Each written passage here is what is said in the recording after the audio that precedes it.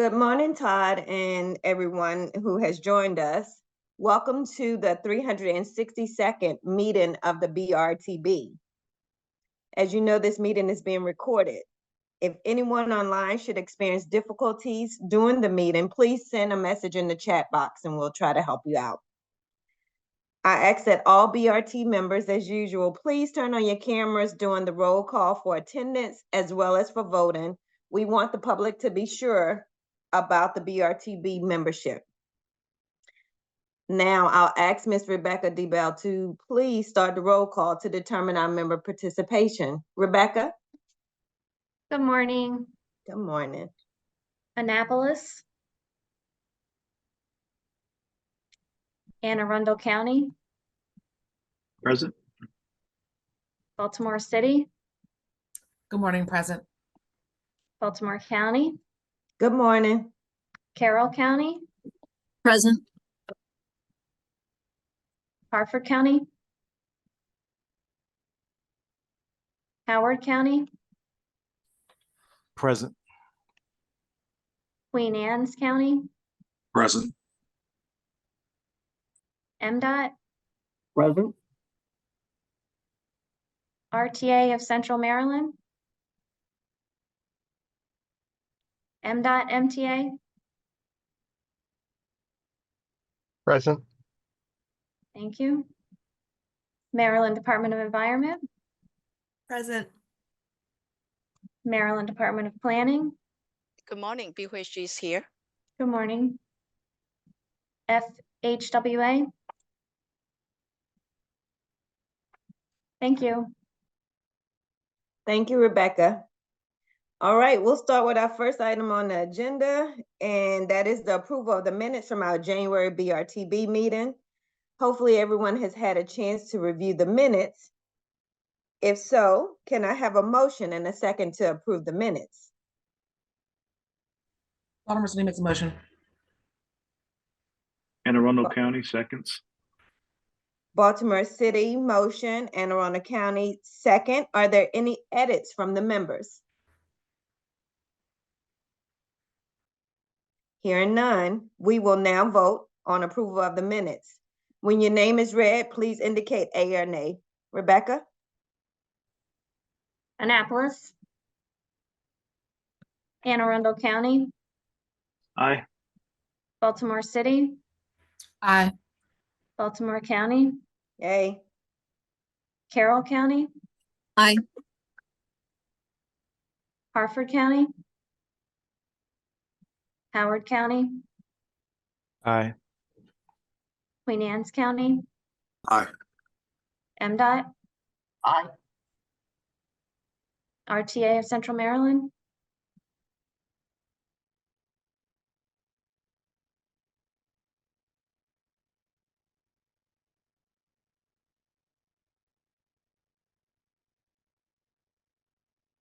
Rebecca? oh, I'm sorry. Did I miss anyone? I thought I got everyone. Okay, I just want to make sure you were done with everyone. Oh, yes. Thank you so Okay. much. All right, the minutes are approved. Thank you, Rebecca. Next, we'll have our public participation opportunity where we offer the public a chance to speak to the board. If anyone has any comments on any of the action items, please wait for that item to be discussed. Now, if there's anyone who wishes to address the board at this time, could you please indicate so in the chat box? See, Madam Chair, currently we do not have anyone requesting to speak in the chat box. All right, thank you, Todd. With that, we'll now ask for the report on public involvement activity from Miss Monica Haynes. The Benketta. heck, I never get it right, Monica, so I never try to chop it up. No worries. Good morning, everyone. Do we have the report on public involvement that can be brought up for everyone to see?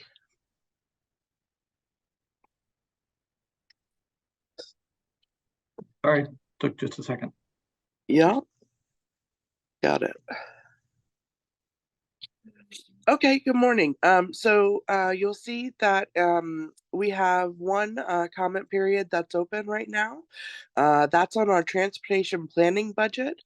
So for folks who may know that document as the Unified Planning Work Program, but we're trying to come up with more plain language and friendlier language to reach out to folks. So we've got our transportation planning budget for fiscal year 2025 that's out for comment. And every year we talk with the committee members and stakeholders about our needs and what we want to invest in next.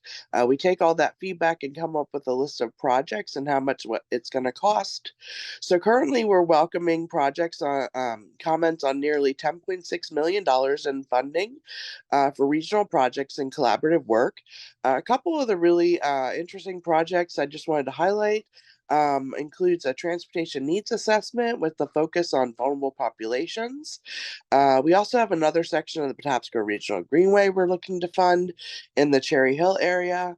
And based on committee and community feedback, we plan to conduct some scenario planning for our next long range plan.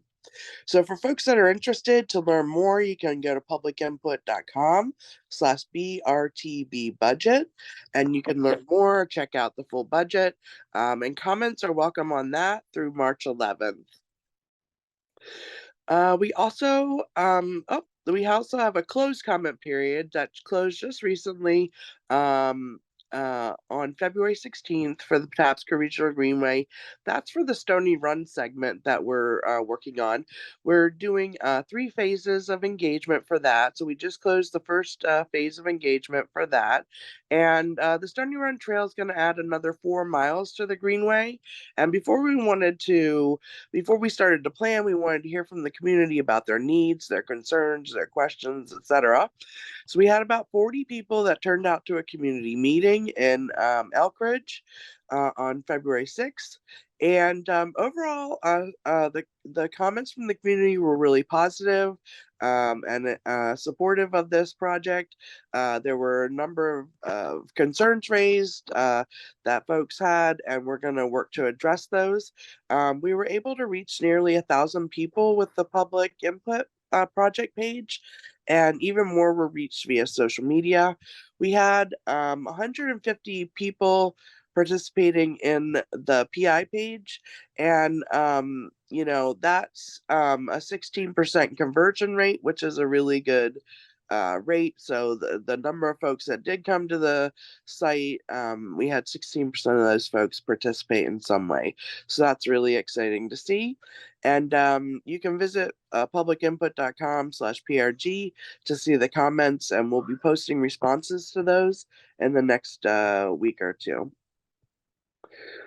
And I just wanted to let folks know, for those who are interested in transit, it's exciting news that the Baltimore Regional Transit Commission has launched. The BRTC is a result of stakeholder engagement in 2020. We studied the future of transit governance and funding in the region during that time. We held a couple of forums with national speakers and collected feedback from the public and the Transportation Corps, and a number of recommendations were put together. And one of those was the establishment of the BRTC, and that was finalized by the legislature in 2023. So this is really exciting news for the future of the region. And the next meeting of the BRTC is Friday, March 8th, and those are open to the public. The meetings are in person at BMC and as well available on Zoom. So more information is available at the baltimoremetro.org. And then I just wanted to let folks know to save the date. Every 4 years, we go through a process called federal certification. Basically, it's when our federal partners come to talk with us and check in and see how we're doing and making sure we're following all the rules and regulations and staying on track and implementing previous recommendations that they gave us. So we're going to be holding a comment period on how the BRTB is doing and to get feedback from the public on how they think we're doing. And we'll hold a public meeting on May 1st where folks can talk directly to the federal partners at FHWA and FTA. So we want to make sure you save the date for that. We're looking forward to hearing from folks. That's all I have for today. Thank you, Monica. I'll say, I appreciate the robust outreach from BRTB. Having 1,000 people comment is really great. I mean, sometimes we have difficulty having people come out and provide comments, but to say that you reached over 1,000 folks is really impressive with the new robust outreach that you all are doing. And then I encourage everybody to please come out, at least log on online for BRTC. I'm a commission member on there, and it's important to hear everybody's feedback. So if you have an opportunity, please log on. All right, we'll do the report from the technical committee. Dan, please present your report. Hi, Dan Janicek, Maryland Department of Transportation. So the technical committee, February 6th meeting, we reviewed and recommended 3 action items for the BRTB. First, MDTA presented information on the Bay Crossing study to support the purpose and need statement. The purpose and need is based on the need to improve mobility, travel reliability, and safety at the existing Bay Bridge. There was a fair amount of discussion and questions about this regionally significant project. And at the end of the discussion, the Tech Committee recommended the resolution move forward. Next, the staff presented the Title VI program update, which is based on the Civil Rights Act and aims to both combat discrimination and ensure equal participation in programs and policies. Members reviewed the policy statement, assurances, and the Title VI notice, as well as an update of the Americans with Disabilities Act. The members voted to move this resolution forward as well. 2 other items. Last of the action items, staff introduced a request to amend the FY24-27 TIP to add the Aberdeen Transit Oriented Development Station Square project. This project that MDOT is working closely with City of Aberdeen. The presentation detailed the existing logistics of the Aberdeen train station and the proposed improvements. The members unanimously approved the proposed TIP amendment, and that's come to the board as well. I believe Ruth Grover is here today to present that. Staff discussed the draft addendum finally to the fiscal 24-25 Unified Planning Work Program, or UPWP. The Tech Committee agreed on a 30-day public review of the draft with a total budget of approximately $10.6 million for planning. The committee also reviewed staff resources and local share for different regional planning activities. And that concludes the technical committee report. Thank you, Dan. We appreciate it. Thank you. We'll now have a report from the Interagency Consultation Group. Ms. Ann Marshall, please present your report. Ann? Good morning, everybody. So for the last ICG meeting was February 6th. We discussed the draft methodology and assumptions letter and the revisions that were made from the January ICG meeting. And ICG voted to approve the methodology letter, and it was sent to our federal partners on February 12th.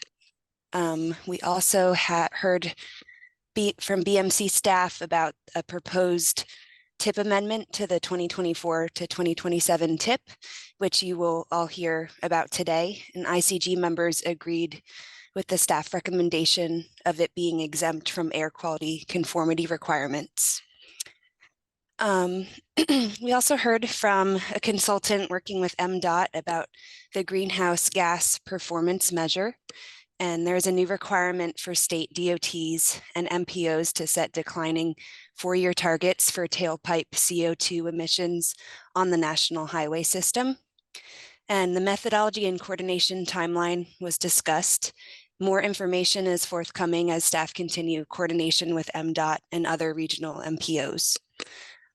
MDE also provided an overview about Maryland's climate pollution reduction plan, which outlines 42 policies that, if fully implemented, will help the state reach its goal to reduce greenhouse gas emissions 60% by 2031. And our next ICG meeting is coming up on March 6th at 9:30 a.m., a virtual meeting. And that's it. Thank you. Thank you, Ann. So now we'll move to the action items. Todd, can you introduce our first action item on the agenda? Uh-oh, you're on mute, I think, Todd. Sorry about that. Thanks. Today, the BRTB is being asked to consider Resolution 24-14 to consider the purpose and need statement for the Bay Crossing project. I'm going to ask Ms. Heather Lowe and Mr. Eric Almquist to present information on the resolution. Hopefully, they will be able to share their slides now also. I'll turn it over to MDTA. Good morning. Todd, can you see our slides? No, not yet, Heather. Okay, they're coming up. Right. It's coming. Okay. Yeah, I'm trying to bring up the whole presentation here. So go to slideshow. There we go. There we go. Thank you. Forgive us for the little bit. We've had a few technical issues this morning, challenges. So thank you so much for having us today to talk about the Chesapeake Bay Crossing study and the draft purpose and need for the project. Next slide. So the MDTA and the Federal Highway Administration are following a tiered NEPA process, and NEPA is the National Environmental Policy Act. The NEPA requires any project receiving federal funding or approval to assess a project's potential impacts to the environment before taking action. Next slide. So the tiered process that I mentioned allows us to evaluate a broad scale review of engineering and environmental issues to narrow the scope of a complex project. So in tier 1, we were looking at a high level, and the next slide will show you a little bit more about that. Prior to the more detailed analyses we will be completing during this tier 2 study. Next slide. This slide shows how in tier 1, which just to let you know, we completed that tier 1 NEPA study in April 2022. So we evaluated during that study a range of 14 corridor alternatives up and down the bay in Maryland. That range of corridors was narrowed during the study to 3 corridor alternatives retained for detailed study that best met that tier 1 purpose and need, and ended, as I said, in April 2022 with the selection of the corridor containing the Bay Bridge. Next slide. This slide shows the tier 2 study schedule. As you can see, we are now working on that purpose and need, which is why we're here today. We are starting to develop alternatives and alternative elements, and we will hold a round of open houses next this coming summer, fall in 2024. And then we anticipate publishing the draft environmental impact statement in fall 2025, and we'll hold associated hearings at that time, and then finishing up the study in winter 2026. Next slide. So this slide shows some of all of the environmental analysis that we will be completing. This is for all NEPA projects, we do complete environmental analyses so that we can understand those potential impacts that I mentioned earlier.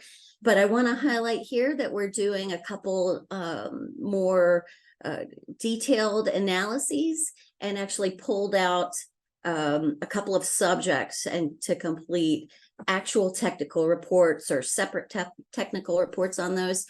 We are completing an environmental justice and equity analysis that will be its own technical report, and also let's see, the greenhouse gas and climate change technical report. So you'll see a lot more information on those 2 analyses later in the study, concurrent with that draft environmental impact statement. Next slide. So the draft purpose and need is shown on this slide. We're currently developing that, as I mentioned, and we are coordinating with agencies. We presented to the public last fall in 2023. So we're taking all of this information together, and we'll be moving forward with the purpose and need after these this coordination. So our draft purpose at this time is the Tier 2 study will evaluate reasonable alternatives for providing adequate capacity and access to improve travel reliability, mobility, and safety across the Chesapeake Bay and along the US 5301 corridor. The tier study will evaluate existing and potentially expanded transportation infrastructure to support additional capacity, improve travel times, accommodate maintenance activities, and improve navigational clearances. The Tier 2 study will also consider equity and environmental responsibility and cost and financial viability. So I'm going to turn the presentation over to Eric Almquist now, who's going to delve into some of the purpose and need, or the purpose and need, and talk more about the needs of the project. Okay. Good morning, everyone. Glad to be here, and I'm standing in for Melissa Williams today. So I'm pleased to walk through the presentation of the needs here. Just a little bit more detail on what Heather was talking about before. So our first need is adequate capacity and reliable travel times.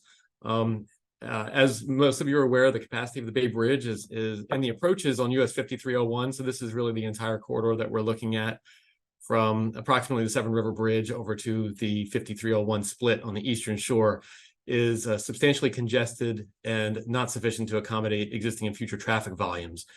In the eastbound direction, just to kind of highlight some of the key points here, we do have regular queues and backups that extend 2.5 miles or longer on weekdays, and much longer on weekends. And this can be really exacerbated when we have when we can't do two-way traffic on the Bay Bridge because of an incident or because of weather or wind concerns.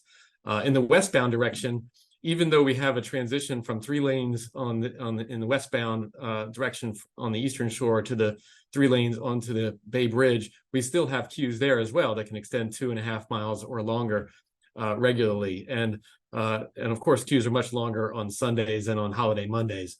And this queue was interesting because we actually have less capacity on the bridge itself, because even though it's 3 lanes on the bridge and on the approaches, the bridge itself has less capacity because people get onto the bridge, they look around, there's narrower lanes and limited shoulders, and so the capacity reduces and results in congestion. Mobility is our second need, and again, congestion on the Bay Bridge really has effects throughout the corridor. That it affects the mobility of people and goods across the Chesapeake Bay, as well as local roadways and adjacent communities. And we hear this quite often from many of the residents on the eastern shore, and in Kent Island and Graysonville, as well as on the Broadneck Peninsula. Once those queues start approaching the Bay Bridge, and the congestion builds, people bail out and go onto nearby parallel roadways, and it really has a dramatic impact on the quality of life for people that live on and around US 5301 and really throughout the peninsula and Kent Island. Safety is another key concern. I mentioned before that the bridge itself has less capacity. Well, that's caused because of the narrower lanes and the no shoulders. Here you see a picture of the westbound structure, which has 3 lanes. There's a few inches of shoulder there. And certainly MDTA operates a safe facility, but it could certainly be safer with if it were to meet current design standards, if both the westbound and the eastbound spans met current design standards. And the majority of the crashes on the Bay Bridge occur during summer months when there's a lot of congestion in the corridor, but certainly the issues are very much enhanced by the limited shoulder space and narrow lanes. And just within the last month, we saw a dramatic accident on the bridge, the 43 car incident that occurred with in the fog there, and our emergency responders had a very difficult time getting to the bridge because of the incidents because of the no shoulders and really the jam up that occurred on the structure. Next, we have existing and future maintenance needs at the existing spans. So these bridges are getting older every day. Imagine that. The first span, the eastbound span was built in 70 years ago in 1952, and the westbound span was built in 1973. So it just hit 50 years last year, and it's getting more and more costly to continue maintenance on those bridges. And every time that we do have maintenance and we have to shut down a lane or whatever, then it results in substantial increased congestion in order to manage traffic during that maintenance. And this is only going to get worse in the future as more and more maintenance occurs on those two spans. Next is navigational clearance. The existing bridge is the primary limitation for ships that travel up and down the Chesapeake Bay to the Port of Baltimore, especially. The clearance of the bridge is 186 feet. Ships are getting larger and larger, and this is as I mentioned, the primary constraint for those large freighters that are going up towards the Port of Baltimore, especially Trade Point Atlantic, which is on the east side of the Key Bridge, which is also approximately the same height. But there's no additional limitations between the Bay Bridge and Trade Point Atlantic. So something we do want to consider as we are looking at improvements here, or as a potential new structure, is how that would accommodate the future of ships on the bay. And then we have two additional considerations and objectives that we feel are very important. They're not necessarily needs. These aren't things that we're not constructing a new or not looking at a new crossing because of these issues, but certainly as we are considering and moving forward with alternatives development, we want to keep these in mind as we are determining whether or not alternatives are reasonable. So the first is equity and environmental responsibility. I'll just read this statement. It's very important to us. The MDTA will consider equity in both study process and outcomes for all stakeholders, including traditionally underserved communities. And that's really a key goal for the study as we move forward, is maintaining and considering that equity throughout everything that we do. And the next is environmental responsibility. Certainly the Chesapeake Bay is the most important natural resource and environmental resource in the state of Maryland. And we take our stewardship of that resource very carefully. And then cost and financial viability is always a concern for us. We do want to consider, given that this is such a large crossing, we want to keep that in mind with any of the alternatives that we move forward with, what the cost would be and whether or not it could be appropriately funded to move forward with. So as Heather mentioned, we had some public open houses in September of 2023. We felt they were very successful. We had more than 200 attendees at the Broadneck High School open house and more than 150 attendees at the Kent Island open house. We received more than 600 survey responses and 50 additional comments, and all told, we've had more than 2,700 total members added to the mailing list.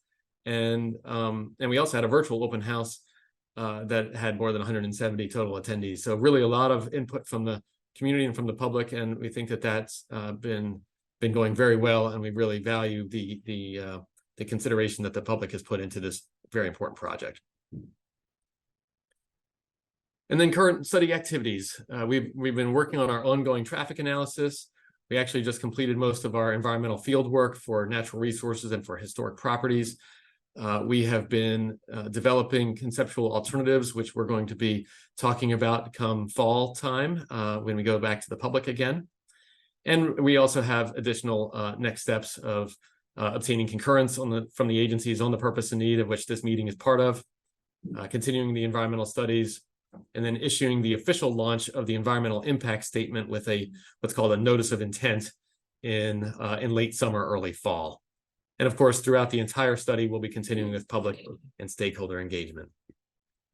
But I think that wraps up our presentation. As I mentioned, I'm Eric Almquist, the stand-in for Melissa Williams, and Heather Lowe is here as well. And I guess we'd be happy to answer any questions that you may have, or Todd, whatever the next steps are here. Certainly. Now we ask the BRTB to consider resolution 24-14 that considers the purpose and need statement for the Bay Crossing study. We'll turn it back to the chair to handle the formality. All righty.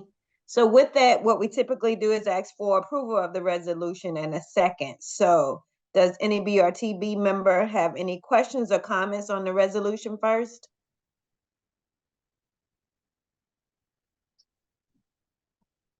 All right, hearing none, we'll now ask if any member of the public has any questions or comments on the resolution. And for those that are online, please indicate if you'd like to make a comment in the chat box, and Todd will let me know if there's any comments.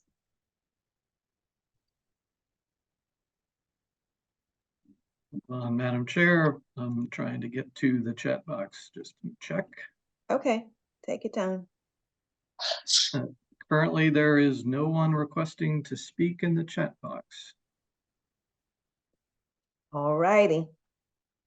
All right, so with cameras on, we're gonna ask Rebecca to read your name and please indicate A or nay so we can go for approval of the resolution. Rebecca? Annapolis. Anne Arundel County. Aye. Baltimore City. Aye. Baltimore County. Aye. Carroll County. Aye. Harford County. Aye. Howard County. Aye. Queen Anne's County. Aye. MDOT. Aye. And RTA of Central Maryland. Thank you. All righty. The resolution has passed. Thank you, Erica and Melissa. So we will move on to the next item. Todd, can you introduce the next action item for us? Certainly. Today, the BRTB is being asked to consider resolution 24-15. While I'm trying to get the slideshow up, Okay. will approve and the update to the Title VI program for the BRTB, and Miss Regina Harris will be giving this presentation. Regina? Good morning, everyone. So for context, while we are still here on this cover page, this Title VI program is being discussed because it is part of the Civil Rights Act of 1964, which addresses discrimination in a diverse range of contexts. It ranges from discriminatory voter registration practices, segregation in business establishment, public schools. There are 11 titles that vary substantially, including the actions they prohibit, how they are enforced, the entities subject to a title's requirements, and the remedies for different statutory violations. So Title VI refers to discrimination in federally funded programs. And BRTB does receive, or BMC on behalf of BRTB receives federal funding. Okay, we can go to slide 2. So what does this title protect? The protections are based on race, color, or national origin. And the key is to prevent exclusion from participation in, denied the benefits of, or otherwise discriminated against when receiving federal financial assistance. So those are the key. Several other federal requirements may have other categories or other grounds for discrimination, but the key to Title VI is race, color, national origin. Okay, on slide 3, a key part of this, which is included in the resolution that was sent to the members, is a Title VI policy. That is a statement that BMC will operate in a manner that fully acknowledges and follows a process that is guided by the protections spelled out in the Act. It goes on, it has other language here, but the key on this slide is that there is a stated policy. It is reflected in the resolution, and we're going to encourage you to approve that today. On slide 4, there are several key components to this Title VI program. Central to the program is the policy statement and assurances. And assurances basically are a range of specific statements regarding how we deal with federal aid programs. Those particular items are located on pages 10 through 12 of the document accompanying the resolution. Also of importance are the notice as well as the complaint form. The Title VI notice is included on all agendas and documents. You'll find it at the bottom of today's BRTB agenda. It's displayed in several key locations in the BMC offices as well as on the BMC website. Related to Title VI, while they're standalone, they're also incorporated into Title VI. They are chapters in a document that we provide to the federal agencies. Those include the Public Participation Plan, Limited English Proficiency Plan, the Disadvantaged Business Enterprise Program, and the Americans with Disabilities Act. So those documents tend to be large documents, and updating them is quite an endeavor. So we rotate. 1 year is the Title VI program. Next year might be Limited English Proficiency. The third year might be Public Participation, and then ADA. So we kind of rotate these and bring them to you one at a time. Also included in this document is a discussion of staff training as well as hiring at BMC. It refers to both the practices that BMC has with its own employees, as well as contractors that are hired to do business for the BRTB. Okay, we can go on. Now, central to this, what are the updates in this Title VI program from the previous, the 2019? The Title VI officer at BMC has changed. It is now Ms. Sheila Mahoney. She is here today, and she will be the individual who any complaints or investigations need to be handled with. On the section of the document under general requirements, the Public Participation Plan has been updated since the last go round, and there is a summary of the outreach efforts as required in Title VI on pages 25 through 27. Chapter of note in Chapter 3 are these general requirements. There have been no complaints, investigations, or lawsuits in the previous 4 years. So there's nothing to note there. Chapter 4 of the document is MPO-specific requirements, and they include a demographic profile and work based on analysis from the most recent TIP and LRTP. So all of this material was updated based on work completed last year for the 2024 TIP and Resilience 2050. And those MPO requirements, there's the demographic profile, and then the mobility needs and demographic maps go together for the TIP, and the mobility needs and analysis of system investments are for Resilience 2050. Okay. And then, so that is basically our Title VI update. We also took the time to look at the Americans with Disabilities Act self-evaluation that we do.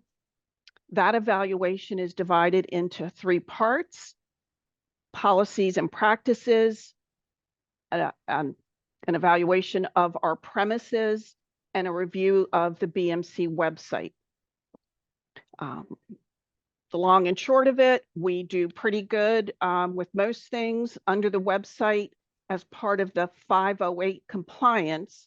And 508 results from an amendment to the Rehabilitation Act of 1973 that is a federal law requiring agencies to provide individuals with disabilities equal access to electronic information and data comparable to those who do not have disabilities. And under that review, we did find there were a couple of things we need to correct on our website, and that will be addressed during a major redesign of our website. So that is the presentation I have. If there are questions on the main Title VI document or the ADA, I'm happy to try to address them. Thank you, Regina. So we'll ask for a member to move for approval of the resolution in a second. Anne Arundel County motions to approve. Hartford County seconds. All right, Anne Arundel County motion to approve and Hartford County second. Now, does any of our BRTB members have any questions or comments on this particular resolution?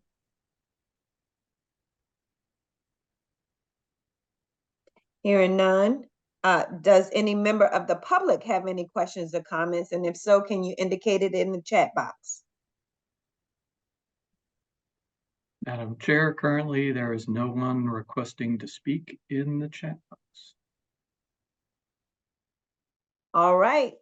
So with that, if you all could turn on your cameras, Rebecca, if you can do a roll call, indicate A or nay for approval of the resolution. Annapolis, Anne Arundel County, Aye. Baltimore City, Aye. Baltimore County, Aye. Carroll County, Aye. Hartford County, Aye. Howard County, Aye. Queen Anne's County, Aye. MDOT, Aye. RTA or Central Maryland. Thank you. Thank you, Rebecca, and the resolution has passed. Todd, we'll go to the next item, please. Thank you. Today, the BRTB is being asked to consider Resolution 24-16. This will amend the TIP for a TOD grant for the Aberdeen train station. Presenting today, Mr. Keith Kucharik will introduce the amendment, and then I'll turn it over to Ms. Phyllis Grover. Keith?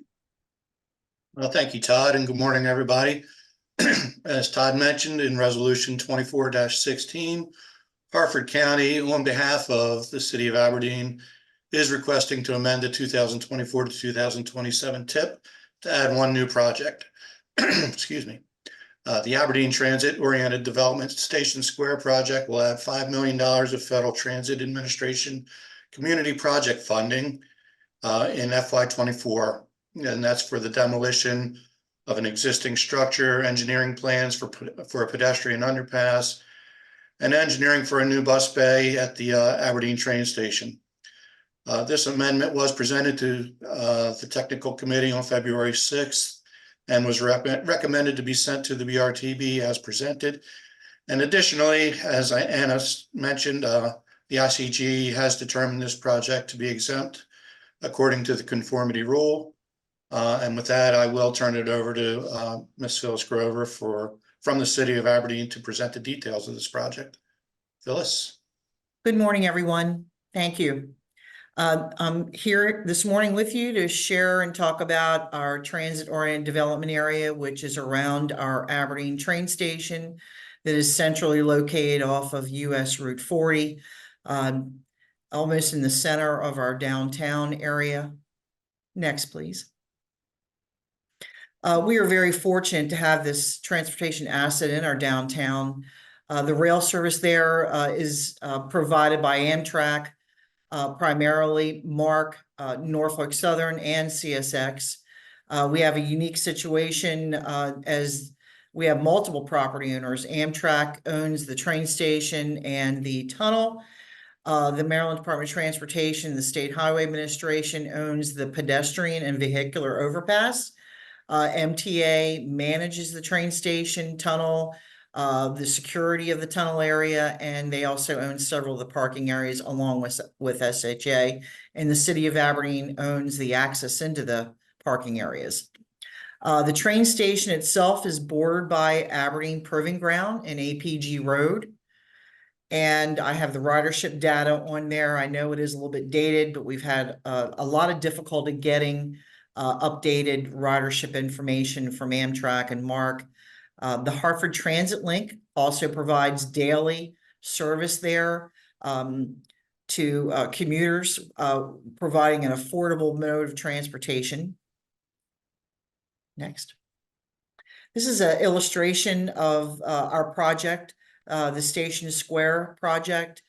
We were very fortunate in 2010 to have our train station designated as a transit-oriented development area. We adopted a TOD master plan with the help of the BMC and the Maryland Department of Planning and the MTA. We established the boundary, which is a half-mile radius around our train station. And then we also completed different feasibility studies for this project, pre-preliminary engineering and design. And we are a sustainable community, and it was recently upgraded in 2022. This is one of our major hindrances at the train station. And you'll see a handicapped individual there that uses the Hartford Transit Link. This behemoth concrete structure was built in 1982. It is 2 ways of getting from the east side of Aberdeen to the west side of Aberdeen. The station itself is not ADA compliant. This pedestrian overpass that goes over the rail line is not ADA compliant. The switchback is about 1,100 feet long. It is a major challenge. As well as the tunnel area is only accessible through stairs. So there is a huge need to improve this facility to make it ADA compliant. It also creates a physical and economic barrier for the residents that live on the east side. It is a underserved community, and it has created a lot of problems and amplified those problems for access to jobs, access to the daily needs of individuals that live on the east side. Elements of the station square. This is an overall illustration, the east and west view of the pedestrian underpass. So we're talking about removing the concrete overpass that you just saw and building an underpass right across from the train station that is open, safe, provides a secure area for people to walk with no physical barriers so they can get access to those needed services. Another view on the east side, this is our East Spiller Avenue Plaza of that underpass and areas to get on the train and also access the bus service and a kiss and drop ride location as well for the train station. We have been very fortunate, again, to work with MDOT MTA and the State Highway Administration, and also our congressional representatives. We did receive a $4 million earmark. The city, with their 20% match, is contributing $1 million for the Station Square project phase 1. And we estimate, and this is an estimate at this time, the project to be $55 million. We have been fortunate again, since we're a sustainable community. We acquired 6 properties in this area of our TOD area where these improvements would go. We have 1 more property we have to acquire for the underpass to be constructed. But we are moving forward with that $5 million earmark with MTA, and we will be entering a memorandum of understanding with them. this tip request to be added into the transportation improvement program is very important to us. And it's essential for us to move forward with the MTA on our project. We've also been very diligent about applying for other federal grant opportunities through the U.S. Department of Transportation, the Reconnecting Communities program, the RAISE program, which is due tomorrow. We're submitting a second application to that federal grant, and then the CRISI as well. And we are considering going in for another earmark request for the 60% phase 1 or phase 2 design to assist the city to realize this project and make it move forward. Thank you, Madam Chairman. Thank you, Phyllis and Keith. So now we'll ask a member for approval of the resolution and a second.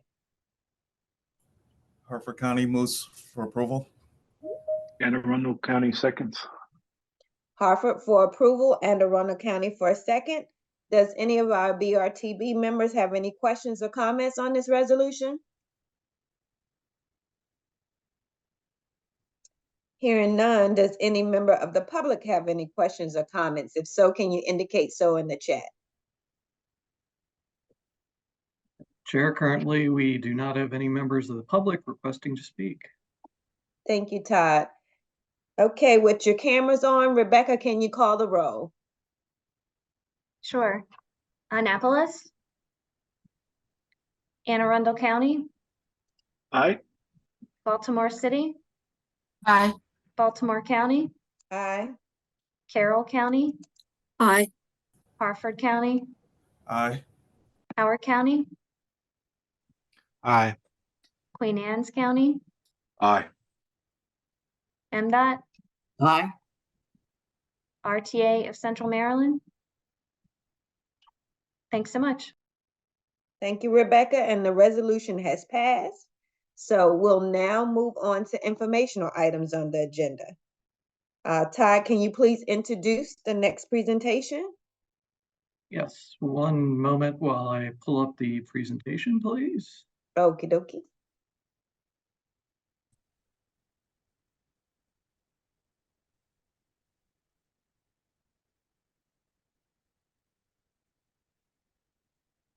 Apologize, guess got to move some things around here. Maybe while you're doing that, Danny and I can quickly introduce ourselves to the group. Okay, that would be great. Great. Hey there, everyone. My name is Ben Siegel. I'm Deputy Comptroller for Policy, Public Works, and Investment with the Maryland Comptroller's Office.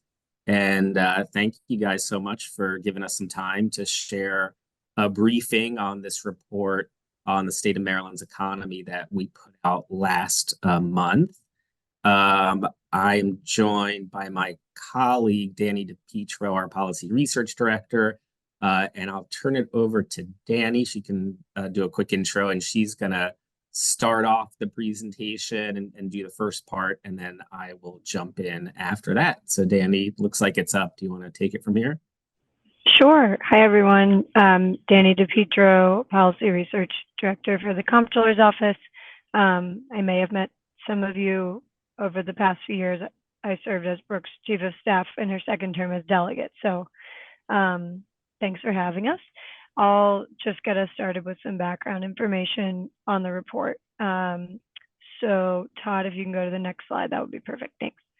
So first, we'll just start with why we wrote this report. We know that Maryland has a strong economy and makes headlines for indicators like its median income and low unemployment rate, high educational attainment, assets and natural resources. But recently, and particularly through the Comptroller's role on the Bureau of Revenue Estimates, revenue projections revealed what we dubbed flashing yellow lights for the state's fiscal health. And this includes things like slowing growth rates and just sort of an overall very sluggish recovery from the pandemic, unlike neighboring states and the rest of the country. So this sort of prompted us at the direction of the comptroller to investigate, do sort of an audit of the state's economy in an effort to better understand the economic trends in Maryland relative to the nation and our neighboring states, and identify our key challenges and opportunities. So the target audience for this report, frankly, groups like this one, the MC, policymakers, business groups, the general public, et cetera. Next slide. Thanks. So how we did this, our process was essentially from June to December 2023, we worked hand in hand with the Bureau of Revenue Estimates, group of economists within the Comptroller's agency, and did a series of qualitative and quantitative data analysis. So we hosted roundtables across the state, they're listed here, to hear from economic development professionals, chambers of commerce, industry groups, members of the public, to get their take on sort of what they were experiencing on the ground in terms of the state economy. And then we complemented that sort of primary research with mostly BRE-driven data analysis of government economic data, and sort of merge the two and the product of this report. We also hosted dozens, I think close to 40 additional sort of one-on-one stakeholder meetings to ensure that we covered the full, complete geographic and viewpoint diversity for the report. Next slide. Thank you. So I'll just, at a very high level, preview the takeaways, and then Ben will get into more detail. Essentially, the research confirmed that, in fact, economic growth is definitely slowing in Maryland, and the key drivers of that slowing growth, or the key sort of factors that we need to consider, are labor force participation, which is still higher than the national average in Maryland. It dropped significantly during COVID and has not recovered. So our labor pool is very shallow, and this is restricting businesses that are poised for growth. And it looks like, difficulty hiring and retaining employees. This is sort of compounded by the fact that Maryland saw, for the first time since World War II, population decline over the past 2 years, which is due to a combination of natural decline, slowing births and aging population, but also outmigration,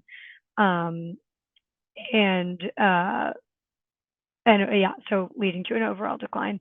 We're sort of tied up in a national sort of movement here of migration from higher cost of living states to lower cost of living states. So part of this is Maryland specific, the population loss, but part of it is just national trends that we're tied up in.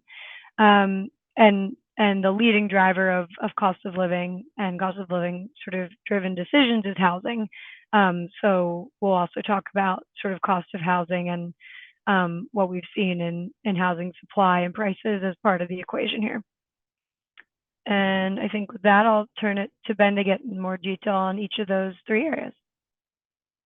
Great. Thanks so much, Danny. And again, good morning, everyone. So so Danny provided kind of the big picture overview of what we looked at in this report and kind of what some of the key findings were. I'll dig in a little bit more into the data here.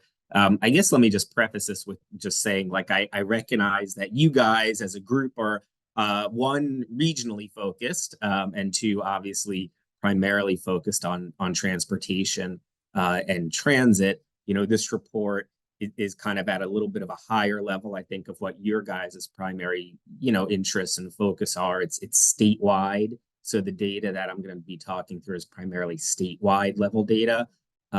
We did a little bit of regional analysis or county level analysis. We can talk that comes up a little bit in some of these slides. And obviously this isn't, you know, a report about transportation or transit, but as you guys know better than anyone, you know, transportation is obviously a very key part of the economy, and the ability to efficiently move workers and goods is critical to our economic well-being and growth. So it's all tied together.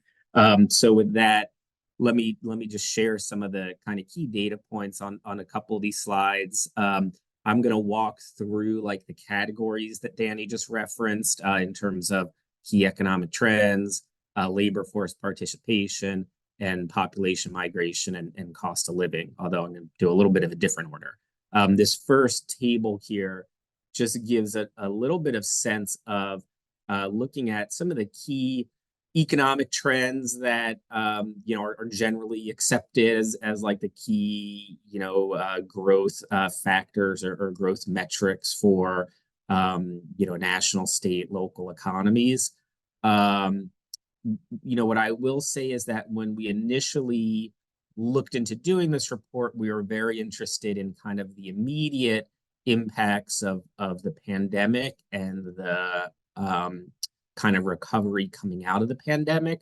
But when we got into the numbers, we realized that it was important to take a close look at the time period preceding the pandemic, because this is especially important because in the state of Maryland, we actually started to see our economy kind of flatten out a little or begin stalling in 2016. I'm not going to go through all of the data all the way before that, but when you look kind of, you know, over the course of the past couple decades, you know, obviously we had the Great Recession. There was a lot of noise that happened, you know, coming out of that in the late 2000s, early 2010s. And then, you know, it kind of stabilized in the mid, you know, 2010s. And then kind of towards the end of 2016, the last quarter of 2016, our growth in Maryland just started to kind of flatten out and become sluggish. And this table here shows the growth rates across these four metrics from the time period of the last quarter of 2006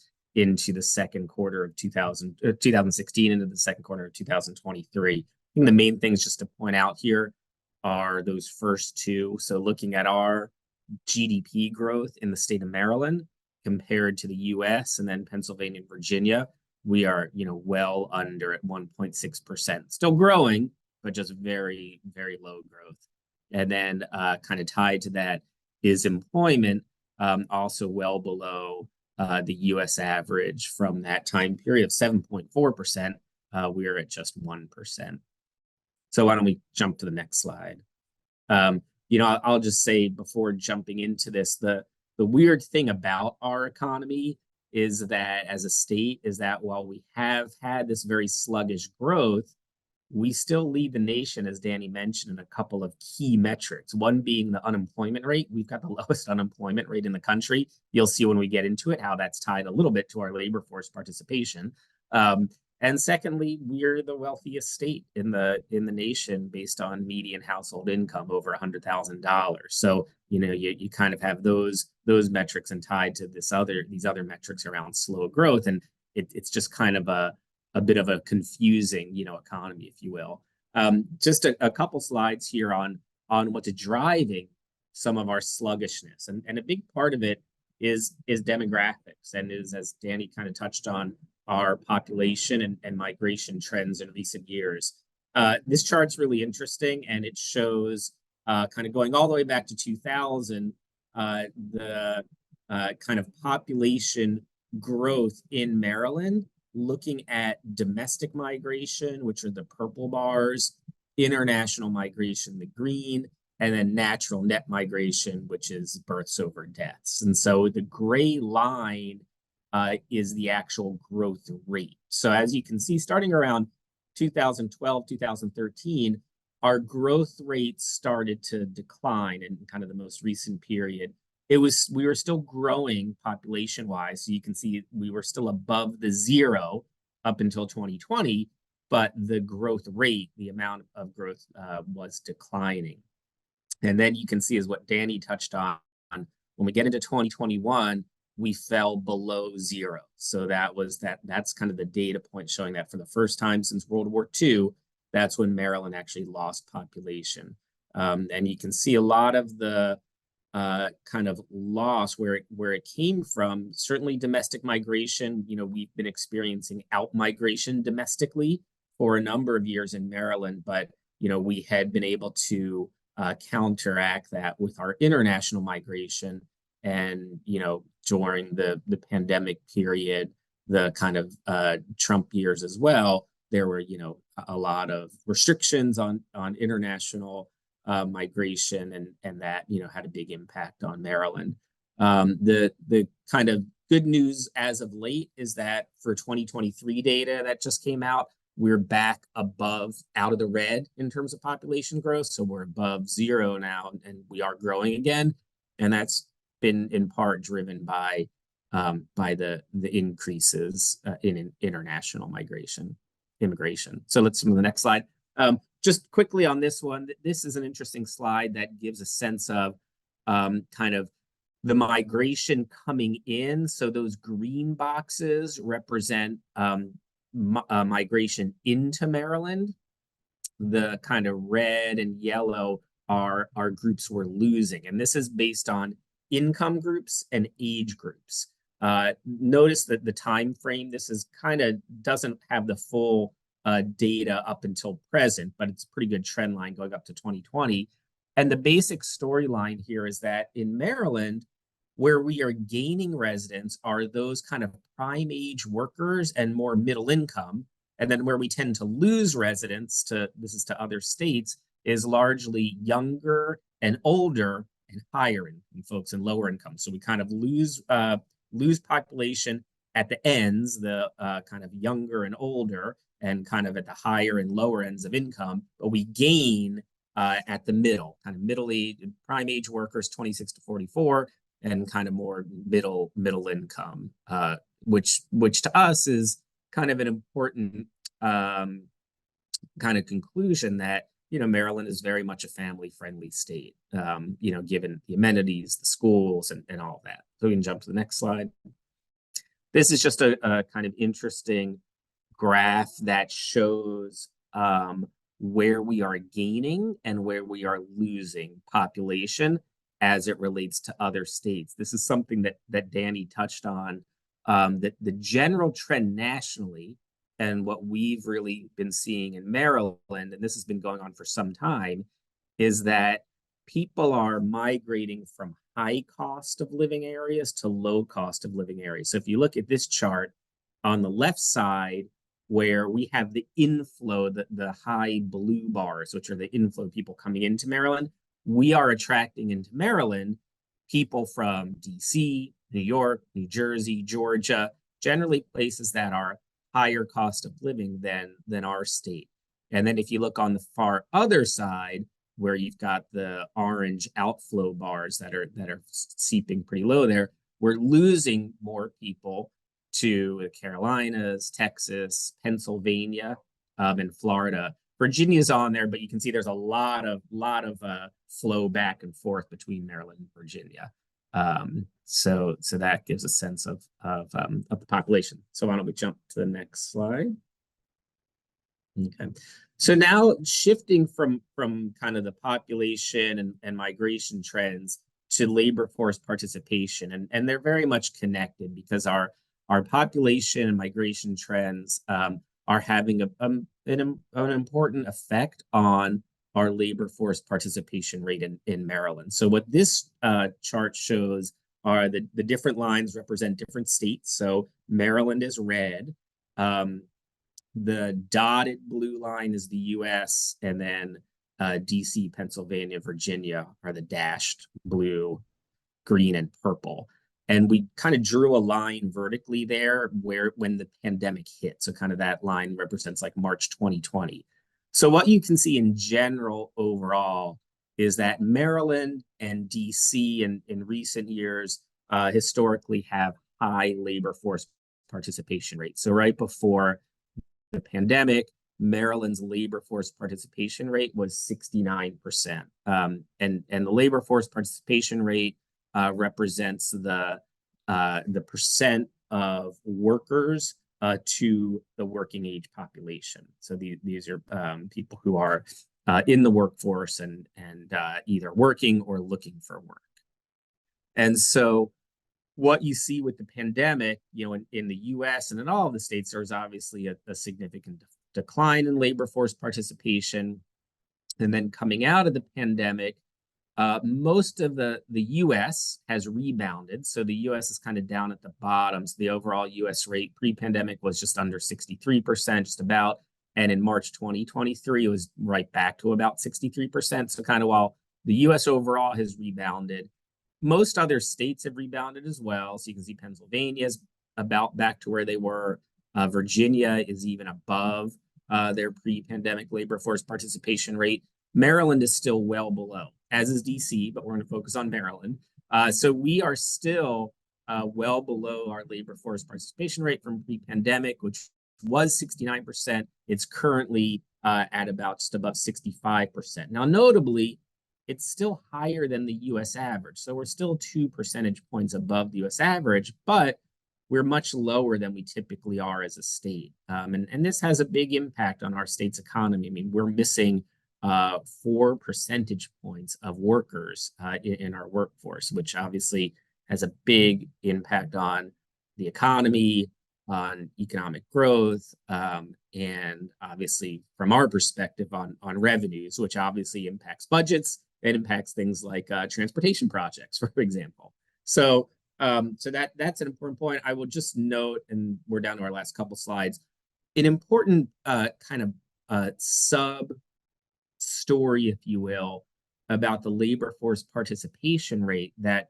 is something we've really got to be paying attention to, is who we are missing from our labor force. So while there's certainly a part of our labor force that is the aging population, right? And Maryland is a state, that has greater aging population than kind of the rest of the US. So we do have people who are, aging, retired, no longer in the labor force. Where we saw some of the biggest drops during the pandemic and where people have not returned is among those prime age workers. So is among those 25 to 44-year-olds. Those are that's troubling. Those are the people who we've lost from our labor force and have not returned. On top of that, women have left the labor force in Maryland at higher rates and numbers than in the rest of the country and have not returned. And among women, it's that 25 to 34 age group. So these are like some really important things for us to ponder as it relates to, kind of our longer term economic recovery. How do we get some of these missing workers back into the labor force? In terms of why they left, there's a whole host of reasons out there. Part of it is childcare, which is a big driver given childcare availability and costs that have been increasing. Part of it in some places of our state is just the ability to afford it, where you have 2 earners in a household and, one earner can, kind of drop out of the labor force, maybe, focus on childcare and raising children. That's certainly part of it. But there are multiple other explanations and things that we really need to be looking into. And so that's kind of a key part of this. I think that part of the storyline out there that we don't see in the data is that this is all driven by early retirements, which is not necessarily the case. There might be some early retirements happening, but in losing workers in that 25 to 44 age group, that would be real early retirement. So we know it's not just that.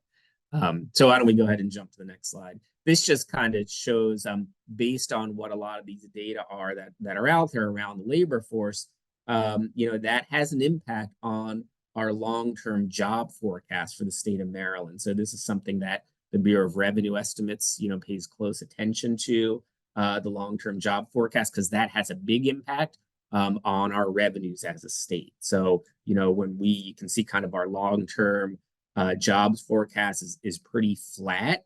What that means is that where we get a significant portion of our revenue as a state is from withholding tax, right, from our workforce. And that represents about 70% of our personal income tax, Our personal income tax is 25% of our general fund and about 12% of our overall revenues for the state of Maryland. So it's a very critical part for us. And so, unless we can change this line and have it go further up by addressing some of the structural issues with our labor force participation, this is something that will be a challenge for us going forward. I will also note, just kind of as we conclude here, one of the key parts to this whole analysis is that part of our slower growth, part of our labor force participation should be noted that it's not for a lack of demand.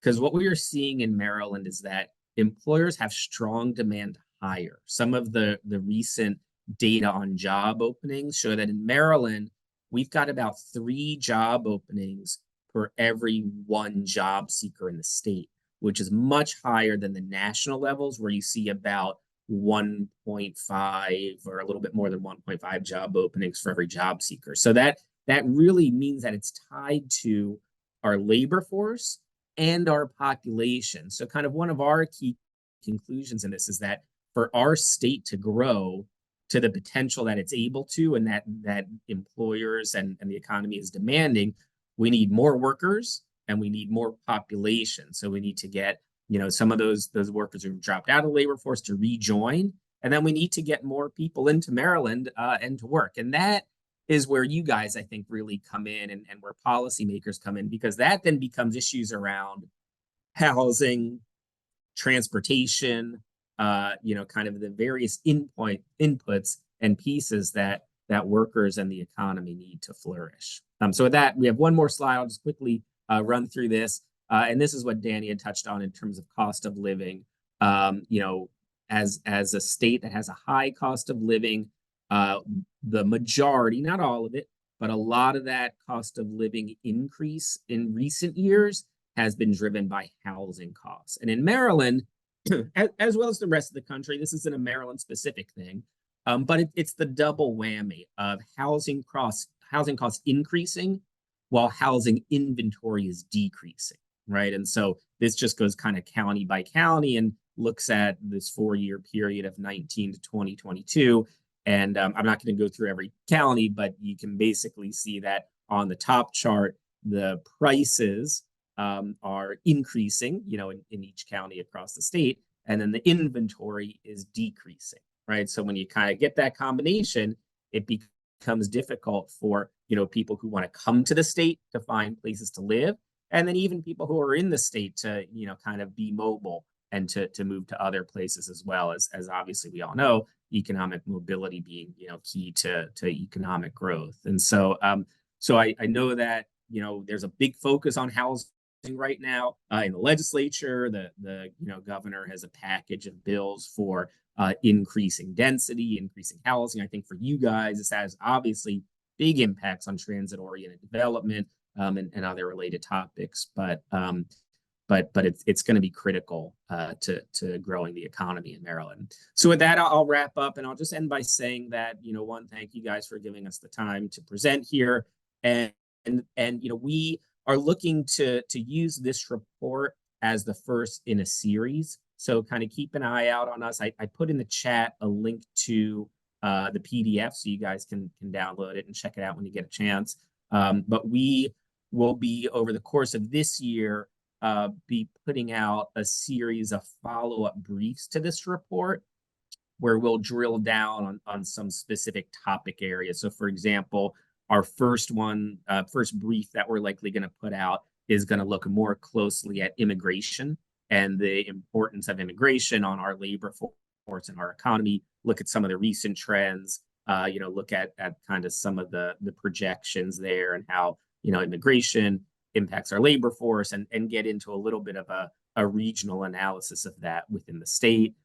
We also intend to drill down a little bit more on cost of living issues and kind of the impact that has on the state, not just housing, but in other areas. And then we certainly are going to do some more analysis on the labor force and really trying to understand, kind of where folks are are leaving the labor force, especially looking closely at women and kind of, some of the structural issues on whether some of that population will come back into the labor force. And then finally, I'll just finally note in closing, really trying to better understand, and this might come out in some of our briefs, this kind of relationship between where we've got potential growth, especially within the private sector. We have seen a lot of growth recently in the government sector, federal jobs coming out of COVID. In your guys' region, certainly, we see a lot of growth in federal employment and the military installations that we have, at Fort Meade, Fort Detrick, up in Aberdeen, Proving Ground. So there's a lot of opportunity for growth, especially with vendors and contractors. And so that's something we're going to look at. And obviously a lot of that's tied to having the workforce. So thank you guys for taking the time. We're happy to follow up. I know we probably don't have time for questions, but again, thank you for your time and for listening to us. Ben and Danny, thank you so much for your presentation. We appreciate it. And we'll definitely look for your other series that may be coming out soon and see how they relate to the work that we do here on the committee. So thank you so much. We'll throw our emails into the chat if folks want to follow up and have any specific questions about like your county or your region or anything in particular. We are more than happy to follow up and have a discussion. Thank you so much. We appreciate it. All right, with that, we have a couple of more items on the agenda. So if you have questions for Ben and Danny, please indicate them in the chat. They put their contact information in there. You can send them an email if you have any questions for them. So the next item that we have on the agenda is a presentation from MDOT on the state report on transportation. Ms. Michelle Martin will brief us on that state report. Michelle? Good morning, everyone. I believe Todd or Regina are going to share my slides, but let me know if you need me to do it. 1 second, and I will get it back up. Okay.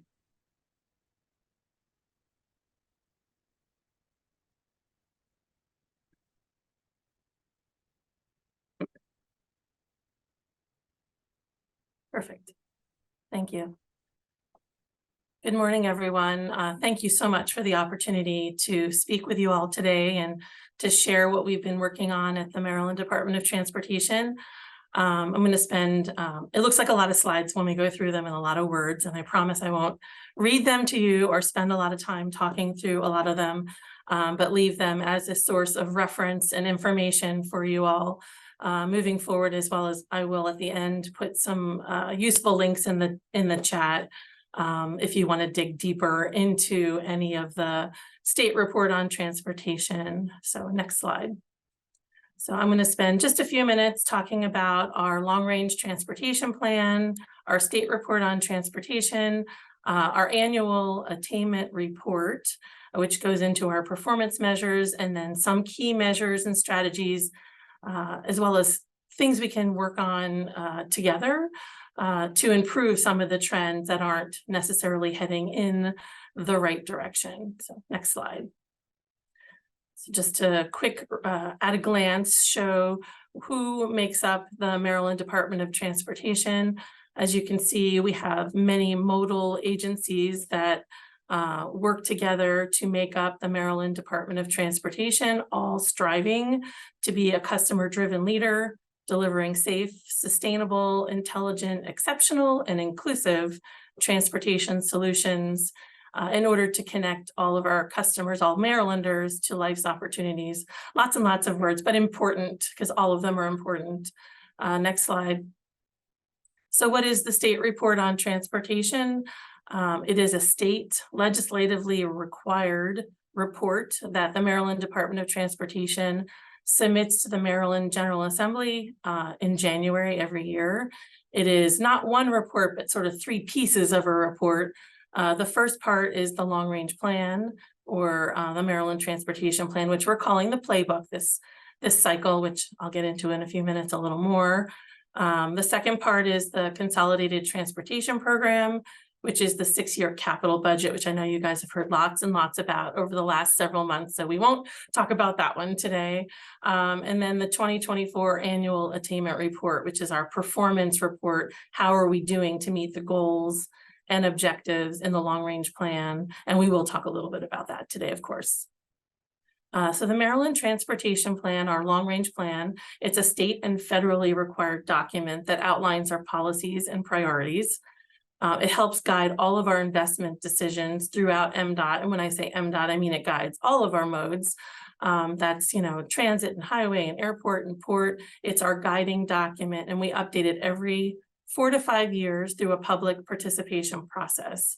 And it's an integrated performance-based long-range plan.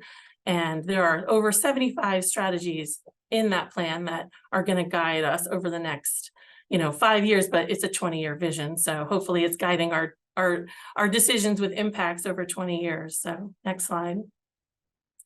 Over the last year and a half, we worked with a lot of our state peers, our federal agencies. We were guided by looking at neighboring states. We were guided by the Moore-Miller administration to put together this long-range plan. And we were also guided by our family of plans. So we like to say our family of plans, they guided our development of our long-range plan, and we hope to guide those plans moving forward. So the transit plans and the highway plans, the airport plans, and all of that collaboration, including all of our public outreach and our advisory committee, all of that collaboration and coordination was so important to develop this long-range plan. Next slide. So the long-range plan, which was finalized in January, has 5 guiding principles and 4 goals. It's the first time we've had guiding principles, but I think they're pretty critical that gonna go across all of our goals and all of our performance measures for how we look at our priorities, our programs, and our policies. Next slide. This is a snapshot to show how the MTP comes together and how all the goals, guiding principles, strategies, and performance measures sort of all come together. We're looking at not just what our goal is, but what are the outcomes we want to see from the goal, and what are the measures that we're going to help perform or evaluate our performance, and the strategies to help us get there. So when you look at the long-range plan, this is a quick snapshot to show what you'll see when you go in there. Next slide. And then even though it's a policy-based plan, that means it's very based on goals, objectives, strategies. We did include some of these game-changing projects and programs, things that we think over the next 20 years are going to be pretty essential in Maryland, looking at TOD, complete streets, pedestrian safety, carbon reduction and resilience, as well as some of these projects like you see the red line and the purple line, and mid-bay dredge placement, and MARC investments, and rural US 50 improvements for traffic. And I can name all of them, but you can see them there. Next slide. So one of the things that was really important to us when we put together the playbook, which has a sports theme, as you see when you go through there, it's really important for us to not just have a policy document that sits on a shelf. So we're creating an action plan that we're going to be posting this month that's going to show how we are going to implement each of the strategies of the long-range plan, and we'll probably be updating it as we go. So it has to be a living document to show how we're making progress towards implementing the plan. So that's going to have some projects, it's going to have process improvements, it's going to have maybe some research that we need to do to advance some of the strategies in the long-range plan. Next slide. So I'll move on to the attainment report. I think everyone here knows that we have in Maryland and at MDOT specifically a long history of measuring progress towards our state level goals and objectives. And at MDOT, that's through our attainment report. But a lot of other state agencies have, the MFR and lots of other key performance measures that they're looking at. But the attainment report is actually a state mandated report, and we've been doing it since 2002, which is 20 years of trends, which is pretty wonderful. The attainment report provides an overview of Maryland's transportation system performance, our system investment, our mobility, and our accessibility. And it's important because unless we know the trend, it's hard to, right the ship, if you will. You want to make sure that you're always looking to see how things are going so you can improve upon the trend or keep the trend going. Next slide. So also in state law is the governor's advisory committee on the attainment report, which every time we update the long range plan, we bring this group together, which is reformed every about 5 years. And they help guide us on performance measures, on goals, on indicators and benchmarks. And they met over the course of about 2 or 3 months this summer, May to July, I think it was, and helped us really review and give us advice on 50 performance measures that you'll see when you look into the attainment report. Next slide. So what's new in the attainment report that we did in 2024 that was published in January? Some key things that you'll see when you look in there is it's not one document, but 2 documents this year. The full attainment report is about 60+ pages and it's pretty dense. So we put together this executive summary, which is about 20 pages, a little more infographic, a little maybe easier for the public to read. We have also 20 or so new measures covering some new and existing initiatives. Some are focused on electric vehicles and fleet conversion, some related to our CTP, our program, looking at overburdened and underserved communities, looking at employer partners for our transportation demand management program, and also access to transit and jobs and essential services and asset management. And so I will go to the next slide and jump into some of the stuff, right? This slide is just for a quick summary and show a snapshot of how the federal performance aligns with our long-range plan goals and our attainment report. So you can see how they sort of align with the 7 national goals and specifically the performance areas of safety, infrastructure, and system performance. But I'm not going to dig into any of that. I just thought that might be of interest to the group. So when you look into the attainment report, you're going to see at every section, all 4 of the goals, a summary of the key outcomes that we want to achieve with the goal, as well as the list of the performance measures and how we're doing, from red being needs work, faces challenges, to green, meeting target achieved. So I'll just to familiarize you as you go through this, but the first goal is enhance safety and security. It has 4 objectives and 12 performance measures, and it's all towards Maryland's goal of 0 roadway fatalities and serious injuries, focusing on the 6 safety emphasis areas with our strategic highway safety plan, which I know you're all familiar with. I'm not going to get into all of those, but just, focusing on distracted driving, impaired driving, all the things we can do to improve those areas. Next slide.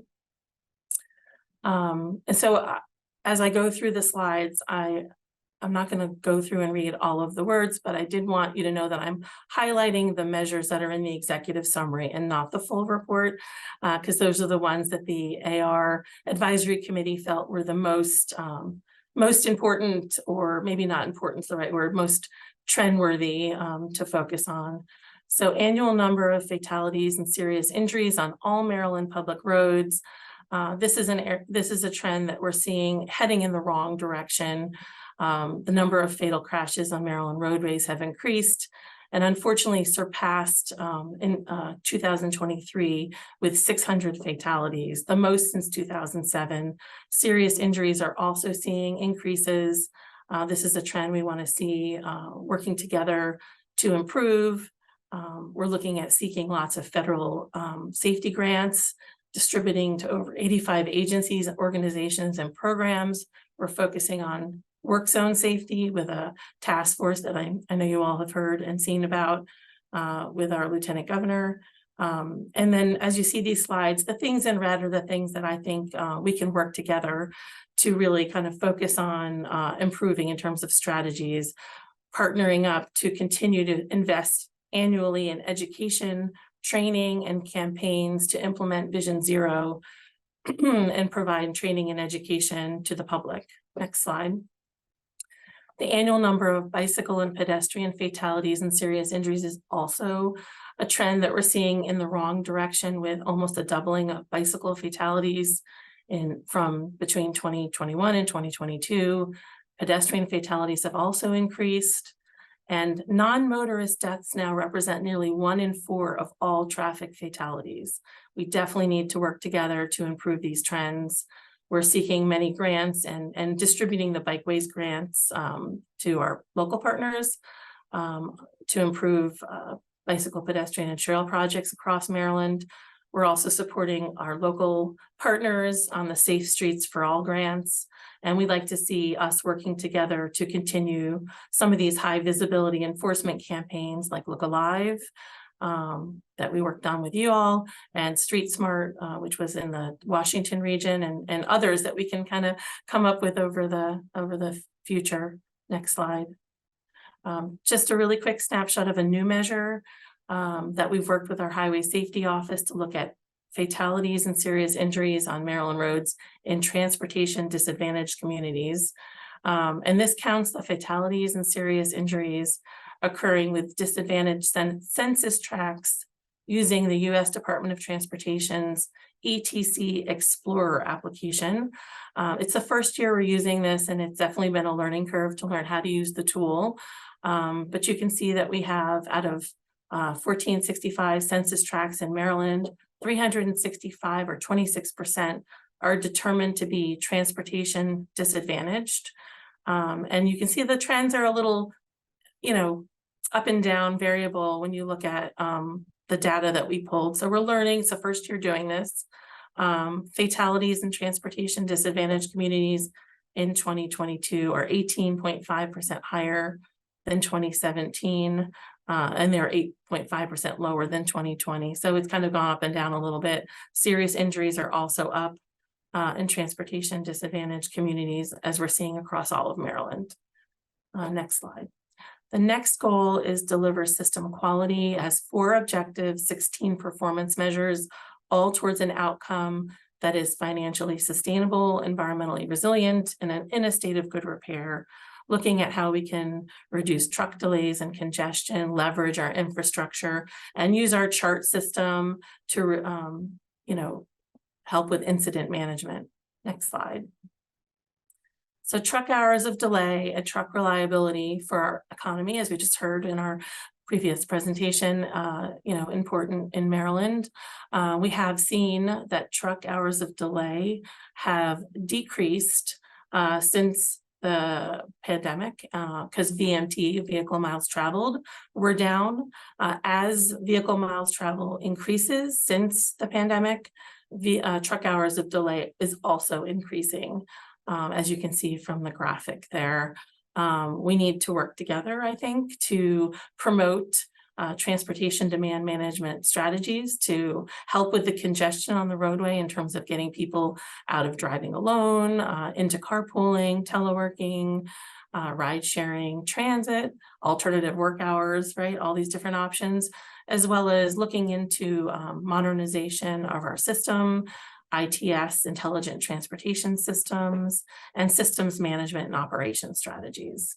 Next slide. Annual person hours of delay, you could probably flip back and forth and see that the trends are exactly the same.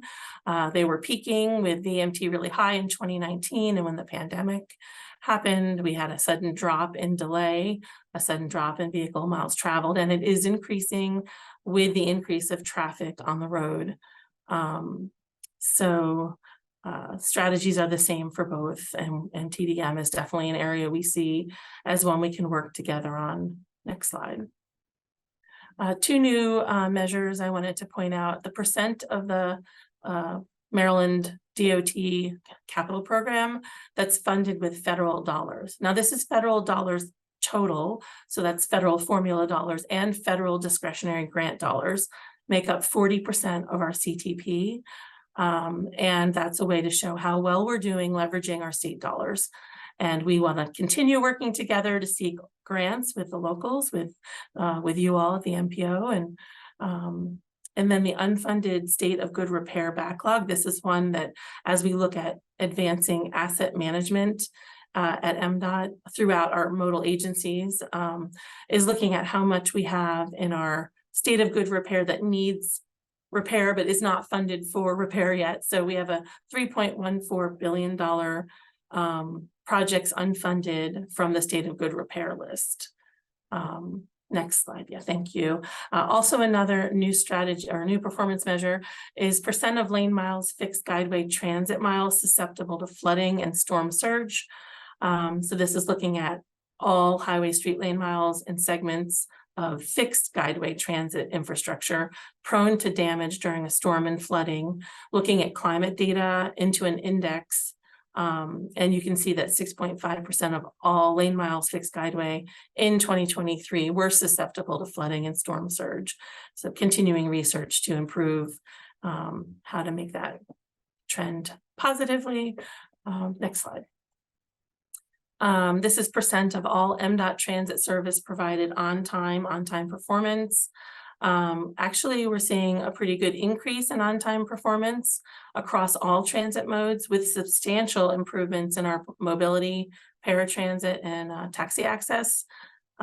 We continue investing in transit projects and applying for grants to build better routes and better operator schedules. MTA has introduced express services such as QuickLink 40, and they're looking at ways to improve the dedicated bus lanes.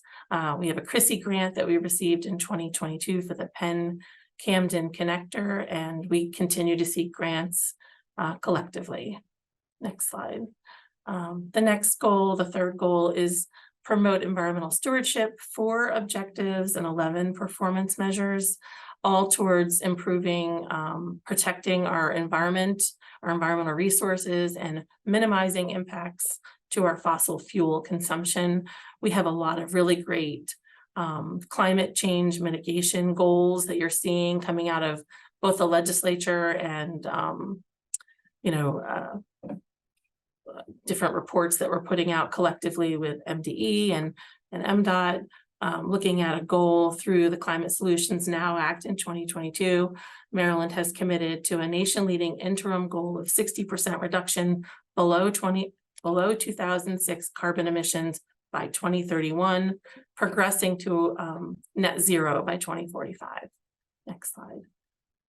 This performance measure, greenhouse gas emissions for light duty and medium heavy duty vehicles. You can see the trend is heading down, which is what we want to see. And we're looking to transition the fleet, and MTA is working to transition to zero emission buses. And a lot of our other modes are also looking into electric vehicles and electrifying many of the vehicles. And we continue to work with locals on private EV charging infrastructure and supporting research on alternative fuel opportunities. Next slide. VMT per capita. This is one that the advisory committee set a very aggressive goal. We agreed with 10% reduction in VMT per capita by 2030 and 20% reduction by 2050. You can see we're doing really great during the pandemic, but we've shown an increase over the last few years. And in order to have that trend kind of go back down, we're gonna have to expand transit services, implement active transportation policies and infrastructure, promote our transportation demand management, and like we work with you on the guaranteed ride home, lots of different strategies like that. And you can see we have 48 partners in our Commuter Choice Maryland program. That's business partners who are working with us to take advantage of the tax credit, Maryland commuter tax credit. And we want to see that number really, really grow in the next few years. Next slide. Percent of electric vehicles registered. EVs account for, my lights just went out, sorry. Electric vehicles account for nearly 8% of the new vehicle sales in Maryland in 2022. And they currently make up 1.5% of all registered vehicles in Maryland. Some of the strategies you can see are through the rebates and just helping to promote those opportunities. Next slide. The fourth and last goal is serve communities and support the economy. 6 objectives and 21 performance measures. This is a big one, but don't worry, we're not getting into all of it. This is looking at transportation choices to improve our economy and make sure we're giving access and mobility to everyone, and supporting our Port of Baltimore and our airports like BWI. Next slide. So commute mode share is one that a lot of people ask about, and this is one that's really interesting to see what happened, before COVID and sort of during COVID and after COVID. And work at home in 2021 was at a high of 11.9%, and in 2022 went to 19.2%. That's just amazing. Would love to see that trend continue. We definitely see a lot of people continuing to work at home, but we also see people going back to work a little more often in hybrid situations. So we'll see where that trend goes. We have seen a drop in commuters driving alone. We have also seen transit mode share decline, as you know, both before COVID and of course after or during COVID, but we have seen it start to increase since then. At least we're seeing that in our ridership data we'll get into in a minute. So promoting transit, telework, ride sharing, education, all of that's going to be important to keep the mode share the way we'd want to see it. Transit ridership. These are really great graphics to see some of the trends for all the different transit modes across, Maryland, from the fixed guideway and the buses. And you can kind of see that there was definitely those dips back in COVID, but they're all starting to show increases, which is great. So ridership has been on a rise since 2020. It's still below 2019 numbers. So I'm going to keep moving. Next slide. Just a really quick snapshot on BWI, who saw a recovery from COVID. They reached pre-pandemic levels in 2023, which was fantastic. And they're still showing great comparable trends. They're well below the mean amount for comparable airports. So that means we're charging less to our riders that are using the airport. And then Port of Baltimore, you probably saw in the news, I think yesterday, $80 billion in 2023, which is a major record for them. Our AR only goes through 2022 because that data wasn't out yet, but you can see the trend is up and it continues to grow.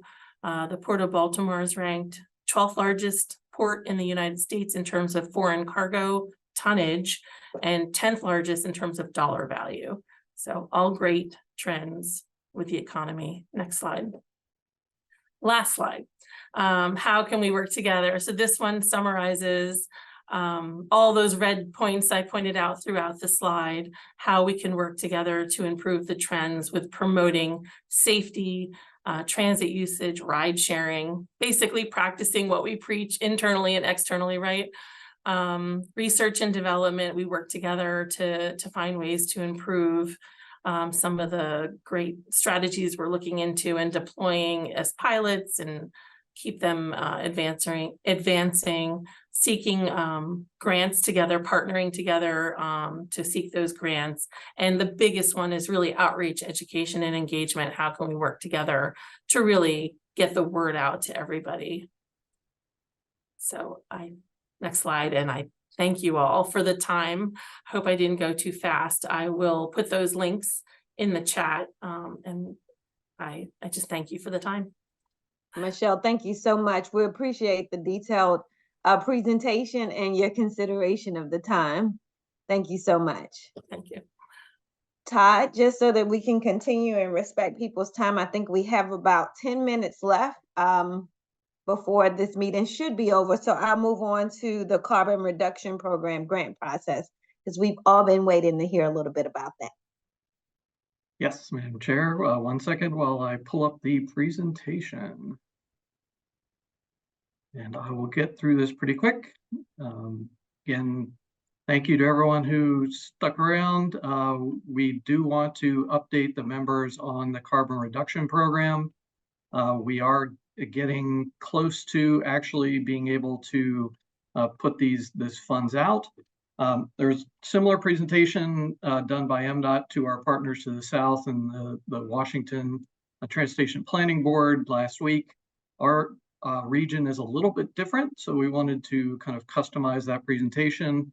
I know Sandy Hertz is here, who is running the program over at MDOT, along with several others, and Heather Murphy's here. So please jump in if I say anything wrong or any clarifications that might be needed. But again, just to remind everyone, this is a new program that was developed by the infrastructure bill or the bipartisan infrastructure law. Again, part of it was to develop a carbon reduction strategy. This is to be developed by the state. The state did publish that strategy in November of 2023, so we've provided a link to it. There's a lot of good information in it, and also examples of kind of reductions by different programs within the actual strategy itself. So if you're looking for project ideas, this would be a good resource document. The CRP has a lot of eligible activities. The main point of this program is to reduce greenhouse gas emissions. So again, anything that takes your normal gas-powered vehicles off the road are the types of eligible activities. We are under somewhat of a gun in certain parts of our region to try to get some of this funding actually obligated. So we would be looking toward projects that are getting close to being ready to go, could be obligated in a fairly quick fashion. But again, this is transit projects, it's bike ped projects, it's trying to improve efficiency of our roadways, different types of retrofits. So the main idea behind this program is that there's money that comes in every single year, and 65% of the CRP apportionment is sub-allocated based upon the regions. So there's different categories of the regions. There's regions over 200,000 in population. And in our area, that includes the Baltimore urbanized area and then the Bel Air, Aberdeen urbanized areas. And then there's also sub-allocation for smaller regions, such as the 50 to 200,000. So that did include the Westminster Eldersburg area for fiscal years 22 and 23. Unfortunately, based upon the latest census, that region actually dropped out of that population ring. So you'll see that money is available to the tune of about $4.5 million on an annual basis to the Baltimore region, a little over $430,000 to the Bel Air area, and about $150,000 for fiscal years 22 and 23 for the Westminster Eldersburg area. And then you'll see that 3 years is kind of built up within this program. So we do have some lapse dates, at least for the Bel Air, Aberdeen, and Westminster Eldersburg area. Could be a little bit different for the Baltimore region, and there's a very specific kind of twist to that, which we wanted to give you information. But we do hope that this will be kind of an ongoing program, but we do have about 3 years to spend so far. So back in August of 2023, the Maryland Department of Transportation was trying to come together with projects for what's known as the redistribution. This is when US DOT comes back out and says, for states who are able to spend this money quickly, we will provide you certain dollar amounts, and the state kind of ends up in somewhat of a rush trying to find projects that could be allocated. So in the case of the August 2023 redistribution, the Maryland Department of Transportation actually allocated the fiscal year 2022 and 2023 Baltimore area urbanized CRP funding. But MDOT did indicate that they will replenish the CRP flexed funding with fiscal year 2024 or later funding. So you will see a TIP amendment for these projects come before the BRTB, but just recognize that MDOT did this based upon expediency needs for the August 2023 redistribution, and they have indicated that at least for the flex funding at the top part, they will be giving that money back to the Baltimore urbanized area. And because this will be 2024 or later funding, we may not have the timeline requirements due to lapsing because this is kind of newer funds. But there are two smaller projects in Anne Arundel County that have gone forward, and those will be part of the TIP amendment. So just when you see this TIP amendment, recognize that this money is going to be kind of paid back by MDOT and put back into the regional pot for consideration. So what is the timeline behind this process? So I see Sandy. Sandy, do you want to jump in with a comment back there? Yeah, if you could go back to the slide before, I just want to make sure that I clarify that when we're talking about the flexed funding, as you look at the MTA line items at the top of this chart, the 5 million and change actually came out of our 35% statewide flex funding, where we're allowed to spend it anywhere. So the returned funds for BRTB is that 8.4 and change that we're talking about. I just want, because you said flex a couple times, so I wanted to make sure that people realize that it's the larger of the two numbers in this particular line. That's it. Thank you. Yeah, appreciate that. I'm trying to run through this probably too quickly. So I just wanted to let people know that, yeah, there will be a TIP amendment, but there is kind of a caveat that at least this $8.4 million will go back into the regional fund. So what is the timeline behind this process? So we're right now in the pre-submittal coordination process. MDOT does have some grants workshops in which these different types of projects will be discussed. We wanted to highlight these. There's one on March 7th, which is going to be in Hunt Valley. There's one on March 13th that's going to be down in Greenbelt. We did provide the link so that you can RSVP to these different types of grant workshops. They run from 10 to 2, and they are asking for RSVPs. So again, this presentation will be available to you, but you'll learn about carbon reduction programs and many other grants throughout those different workshops. Then the application window for carbon projects will open on March 11th, and it will run till April 30th, and that will be at the onestop.md.gov website, where you do a lot of applications for different types of state programs. There's going to be an application review period between May and June. And on a tentative basis, we would be looking at either a June or July recommendation for these different types of projects with notice of intent immediately afterwards. We want to try to obligate these funds before the end of the fiscal year, specifically for the Harford County and Carroll County areas due to the potential lapsing of funds before September 2025. So we are looking for projects, again, that are somewhat ready to go for this immediate window. But again, there will be hopefully this funding moving forward and you can get further projects. So I believe that was my last slide. I will just ask Sandy or Heather, are there any other clarifications or items I might have missed on the carbon reduction funds? I would just add for those that this is a new process. We've been working with Todd and the folks at BRTB to develop a new coordination workflow, and we are also, in addition to the grants workshops, we will be having office hours while the project submittals are allowed. What we're talking about today is not a grant, it's actually the sub-allocation. So I just want to make sure that folks know that this is not a discretionary program. This is formula program money that was designated for your area.